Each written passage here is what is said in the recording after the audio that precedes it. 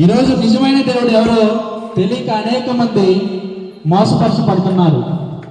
నిజమైన దేవుడిని నమ్మటానికి కూడా ఎవరు ఇష్టపడట్లేదు.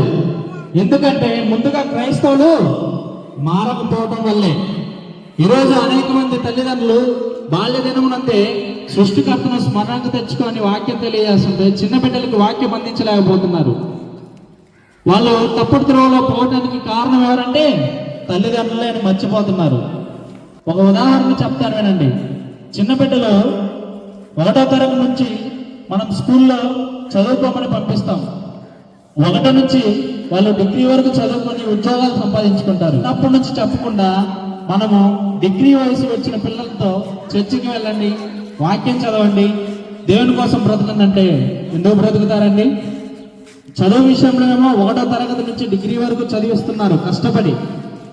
కానీ దేవుని విషయంలో ఏమో చిన్న వయసు నుంచి పెద్ద వయసు వచ్చే వరకు, యవన వయసు వచ్చే వరకు వాళ్ళకి వాక్యాన్ని నేర్పించట్లేదు.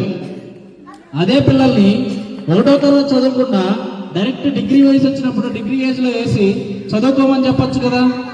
చదువు విషయమేమో డిగ్రీగా 1వ తరగతి నుంచి డిగ్రీ వరకు చదవాలి. దేవుని విషయమేమో డిగ్రీ వయసు వచ్చిన తర్వాత బైబిల్ చదవాలి.